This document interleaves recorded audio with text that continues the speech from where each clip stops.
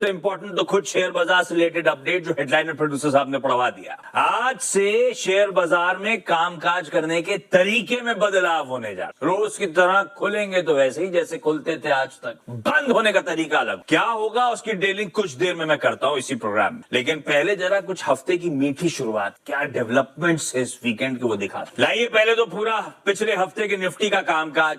Almost हर दिन पिछले हफ्ते भारतीय बाजारों में मजबूती के साथ कामकाज होता हुआ नजर आया। इनफैक्ट वीक ऑन वीक वो लास्ट टू लास्ट वीक का जो पूरा पेन था उससे बहुत बढ़िया तरीके से उभरते हुए मार्केट्स नजर आए। लास्ट वीक निफ्टी ने 616 अंकों की मजबूती, 2.5% से ज्यादा वीक ऑन वीक गेन्स के साथ हमने कारोबारी सत्र की, कारोबारी हफ्ते की समाप्ति करी। और इस वीकेंड के अपडेट्स देखिए, तमाम डोमेस्टिक ट्रिगर्स देख। एफपीआईज के 4 स्ट्रेट मंथ्स ऑफ सेलिंग के बाद जुलाई में नेट बायर्स, एफपीआईज मतलब एफआईआई, जुलाई में 20,200 करोड़ रुपए के इंडियन इक्विटीज में नेट पॉजिटिव इन्फ्यूजन।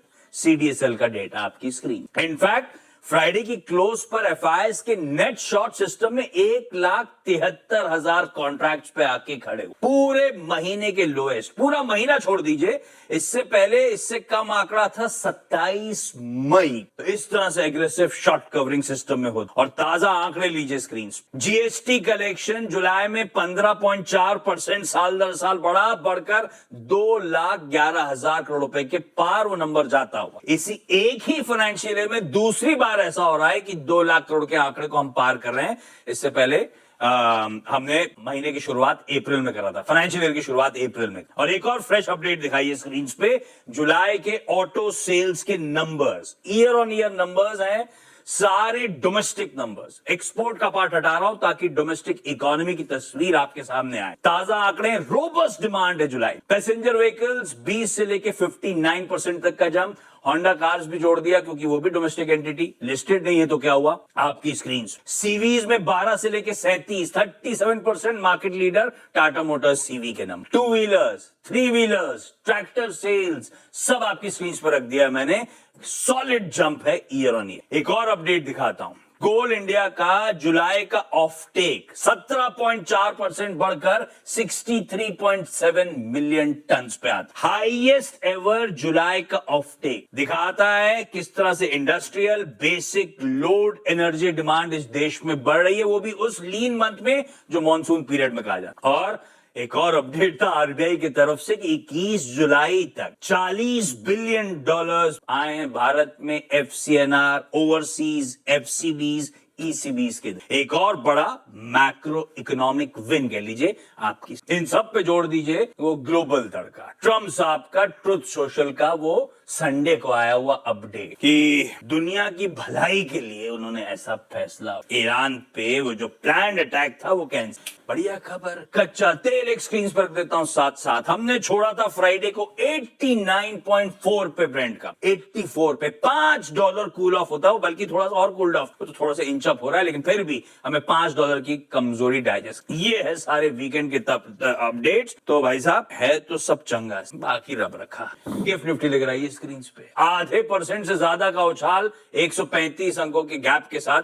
तो मुझे तो फीका ही लग रहा है डेवलपर्स के बीच में, लेकिन 135 पॉइंट के गैप के साथ हम शुरुआत करने की कर रहे हैं। पहले तो ग्लोबल फ्रंट पे सारे हम भाई साहब गुड। क्या गुड मॉर्निंग आशीष। एज पर स्क्रिप्ट फ्राइडे को मैक्सिकन पसंद आता है ट्रम्प साहब को। हाँ, एज पर स्क्रिप्ट। पहले जंग जो है वो बाजार बंद होने के बाद शुरू होती है, बाजार खुलने से पहले बंद हो जाती है। कल भी वही हुआ, प्लान स्ट्राइक्स कैंसिल कर दिए जो करने वाले थे।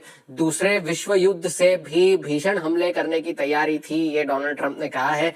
लेकिन फिर बाद में खबर पता चलता है कि मोहम्मद बिन सलमान ने उन्हें फोन किया था ये कहते हुए कि भाई आप हमला मत करिए, क्योंकि अगर उन्होंने हमारे इंफ्रास्ट्रक्चर पर हमला कर दिया तो फिर दुनिया को और नुकसान पहुंच सकता है।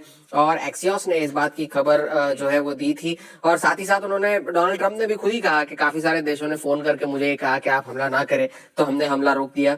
और फिर ईरान के जो विदेश मंत्री है उन्होंने भी सऊदी और तुर्की के विदेश मंत्री से, पाकिस्तान के सेना चीफ से, सभी से अलग से बातचीत की। साथ ही साथ ये भी जो है वो वापस रिआइटरेट किया कि अगर यूएस ने किसी भी तरह का हमला करने की कोशिश की हमारे सिविलियन इंफ्रास्ट्रक्चर पर, तो उसका नतीजा जो है पूरे रीजन को भुगतना पड़ेगा। और इस वजह से अब फिलहाल के लिए जो है यूएस तो कह रहा है कि आज बातचीत शुरू होगी, लेकिन ईरान की तरफ से इस बारे में अभी तक कोई कंफर्मेशन नहीं है। कंफर्मेशन अगर है तो वो इस बात की कि ईरान और ओमान के बीच में बातचीत जारी है स्ट्रेट ऑफ हॉर्मुज पे एक नया रूट बनाने के लिए, जो कि दोनों के जॉइंट कंट्रोल में रहेगा। इस बात की पुष्टि ईरान के विदेश मंत्रालय ने की है। यहाँ पर बातचीत चल रही है, लेकिन यूएस के साथ बातचीत होगी या नहीं, इस बारे में अभी तक कोई क्लैरिटी नहीं है। दो चीजें आगे चल के बाजार को थोड़ी सी बॉदर कर सकती है, जो हम कई दिनों से कहते भी आ रहे हैं बॉन्ड यील्ड्स को लेकर के। आज बॉन्ड यील्ड्स अभी भी 4.7% पर बनी हुई है, बावजूद इसके कि फ्यूचर्स ऊपर है, तेल में नरमी है, लेकिन 4.74 तक गई थी कल 10 साल की बॉन्ड यील्ड शुक्रवार को। 30 साल की बॉन्ड यील्ड लगभग 5.3% के करीब गई थी, जो कि 19 साल के सबसे ऊंचे स्तर है। वो इसलिए भी क्योंकि अब अर्थशास्त्री ये मान रहे हैं कि जितना केविन वॉर्स जो है इंफॉर्मेशन डिस्क्लोज नहीं करेंगे, उतना ही बॉन्ड मार्केट्स को नुकसान पहुंच सकता है और आगे चल के इस तरह से बाजार को भी नुकसान पहुंच सकता है। वो अपनी इन्फ्लेशन फाइटिंग क्रेडिबिलिटी खोते हुए नजर आ रहे हैं, जितना वो ओपेक बनेंगे, जितना वो जो है ट्रांसपेरेंसी नहीं दिखाएंगे। ये अर्थशास्त्रियों ने चेतावनी दी है। और अब तो न्यूयॉर्क टाइम्स के हवाले से ये भी खबर आ रही है कि वो जो 8 बैठकें होती है फेड की साल में, उसे भी कम करने की कोशिश कर रहे हैं, उस पर भी प्रयास चल रहे हैं, लेकिन अब तक फेड की तरफ से इस बारे में कोई कंफर्मेशन नहीं आई है। फिलहाल के लिए सितंबर में जो है ब्याज दरें बढ़ने की प्रोबेबिलिटी जो है वो लगभग 74% की है। आज जापान ने ये कंफर्म किया कि यूएस के साथ मिलकर उन्होंने येन को बचाने के लिए इंटरवेंशन किए थे। शुक्रवार को और गुरुवार को लगभग 8.5 ट्रिलियन येन का खर्च किया गया था। 52 या 53 बिलियन डॉलर का खर्च हुआ था, जहां पर यूएस के न्यूयॉर्क फेड ने यूरो बेचकर येन खरीदे और जापान के सेंट्रल बैंक ने भी जो है ओपन मार्केट से येन खरीदे, जो कि येन जो है डॉलर के मुकाबले लगभग 40 साल के सबसे नीचे लेवल पर आ चुका था। पिछले हफ्ते 164 के आसपास, वो अब जाकर के 157 158 पर फिर से मजबूत होता हुआ नजर आया है। डोनाल्ड ट्रंप ने भी इस बारे में इसकी पुष्टि की है, कहते हुए कि आगे ये जो है हमारी दोस्ती का सबूत है, जापान को हम आगे भी मदद करते रहेंगे। और जापान ने भी कहा है कि अगर और इंटरवेंशन करने की जरूरत पड़ी तो हम करेंगे। आज ये हफ्ता महत्वपूर्ण इसलिए भी है क्योंकि ऑटो सेल्स, जॉब्स रिपोर्ट तो आनी ही है। जॉब्स रिपोर्ट शुक्रवार को आएगी, लेकिन दो बड़े कंपनियों के नतीजे हमें देखने हैं। कल स्पेसएक्स का रिजल्ट आएगा और एएमडी के नतीजे आएंगे, जबकि सारे चिप कंपनियों के नतीजे इस हफ्ते से आने शुरू होंगे। एएमडी के मंगलवार को, सैनडिस्क और वेस्टर्न डिजिटल के बुधवार को, वॉल्ट डिज्नी के, उबर के, सभी के नतीजे आने हैं। जॉब्स रिपोर्ट आनी है, तो काफी सारा अर्निंग्स और मैक्रो डेटा डाइजेस्ट करना है। लेकिन तेल की कीमतें नरम है, ये एक पॉजिटिव है, लेकिन बॉन्ड मार्केट्स पर नजर रखिएगा, ये आगे चल के बाजार को बॉदर कर सकते हैं। और कूल ऑफ होने के बावजूद भी एलिवेटेड 0.7 अपने आप में बड़ा सरदर्द। यस, पहली हम मारुति और आईटीसी के नंबर्स इंतजार कर रहे थे, अभी ऊपर से डिटेलिंग करवाएंगे, लेकिन ऑपरेशनली थोड़े से फीके ही। तीसरा, मॉनसून को लेके कंसर्न्स माउंट ही हो रहे हैं। कितना डेफिसिट है अपनी जगह, उसका डिस्ट्रीब्यूशन बहुत गड़बड़ा रहा है, तो सब पे आगे ध्यान रखिएगा, ये सब थोड़े से कंसर्न्स भी हैं।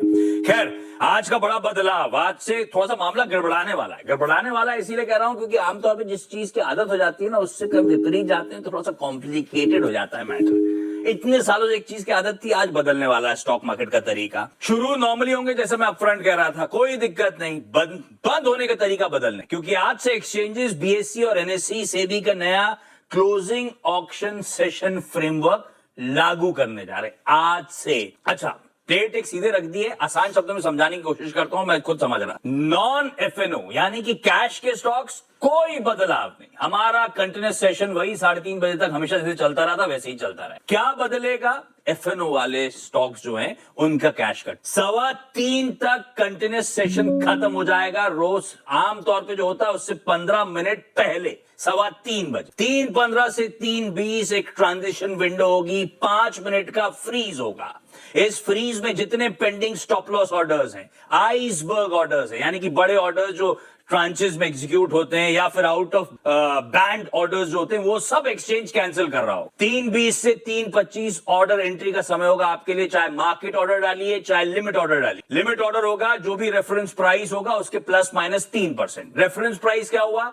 3 से 3:15 बजे के बीच का वीवैप की क्लोजिंग प्राइस होगी, वो आपका रेफरेंस बन जाएगी और उसका ±3% पे आप लिमिट ऑर्डर डाल सकते। 3:25 से 3:30 सिर्फ लिमिट ऑर्डर, और उसमें भी 3:28 से 3:30 के बीच में रैंडमली कहीं जाके एक्सचेंज फ्रीज कर देगी, ताकि लास्ट मिनट वो मैनिपुलेशन आप और हम ना कर। 3:30 से 3:35 ऑक्शन मैचिंग का समय होगा, यहाँ पे भी इक्विलिब्रियम बैठ रहा होगा, वहां पे कैश के स्टॉक्स का भाव, वो एफएनओ के स्टॉक्स का भाव फाइनलाइज हो रहा हो, तो ऑफिशियली स्टॉक्स के क्लोजिंग प्राइसेस आपके पास 3:35 पे हाथ पे आ जाए। वायदा बाजार में एफएनओ डेरिवेटिव्स में टाइम एक्सटेंड करा जा रहा है 3:40 तक, यानी कि 10 मिनट का एक्सटेंशन होगा। उसमें निफ्टी बैंक स्टॉक फ्यूचर्स और ऑप्शंस पे आप ट्रेड कर सकते हैं। क्यों बढ़ाया जा रहा है? क्योंकि भाई साहब 3:35 पे तो आपके पास स्टॉक का रेफरेंस प्राइस आ रहा हो। 5 मिनट की विंडो इसलिए दी जा रही है कि आप हेज करना चाहें, अपने एडजस्टमेंट्स करना चाहें डेरिवेटिव प्राइस में, तो वो आप कर सकते। और डेरिवेटिव प्राइस की क्लोजिंग भाव कैसे डिसाइड होगा? अब वो वीवैप बदल के 3:10 से 3:40 के बीच में जो भी वीवैप बेस्ड प्राइस होगा वो फाइनल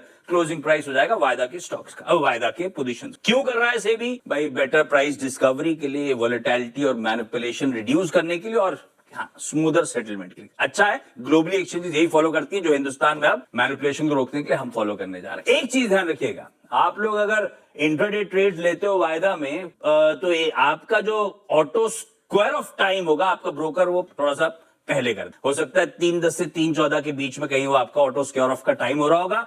अपने ब्रोकर से एक बार पूछ लीजिएगा उसमें। वीरू भाई साहब 10 मिनट एक्स्ट्रा है, 10 मिनट और कमाई हो सकती है। स्टॉक मार्केट से इंपॉर्टेंट न्यूज़ आपसे हमेशा ना हो तो स्टॉक मार्केट अलर्ट चैनल को सब्सक्राइब करके जरूर जाइएगा।